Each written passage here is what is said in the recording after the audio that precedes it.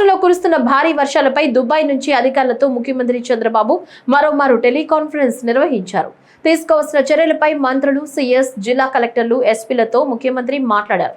వర్ష ప్రభావిత నెల్లూరు, ప్రకాశం, కడప, తిరుపతి, అన్నమయ్య జిల్లాల పరిస్థితిపై ఆయా జిల్లాల కలెక్టర్లు, ఆర్టీజీఎస్ అధికారులతో చంద్రబాబు మాట్లాడారు. నెల్లూరు, చిత్తూరు, ప్రకాశం జిల్లాలకు 2 కోట్ల చొప్పున, మిగతా వర్ష ప్రభావిత జిల్లాలకు ₹1 కోటి చొప్పున అత్యవసర నిధులు మంజూరుకు ముఖ్యమంత్రి ఆదేశాలు జారీ చేశారు. వర్ష ప్రభావిత ప్రాంతాల్లో ఎన్డీఆర్ఎఫ్, ఎస్డీఆర్ఎఫ్ బృందాలను పంపాలని సూచనలు చేశారు. ప్రాణ, ఆస్తి నష్టం జరగకుండా చర్యలు చేపట్టాలని ముఖ్యమంత్రి దిశానిర్దేశం చేశారు.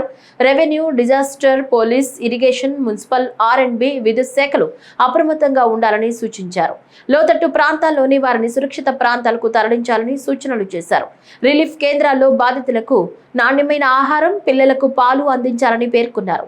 దక్షిణ కోస్తాంధ్ర, రాయలసీమ జిల్లాల్లో ఇప్పటికే కంట్రోల్ రూమ్లు ఏర్పాటు చేసినట్లు ముఖ్యమంత్రికి అధికారులు వివరించారు.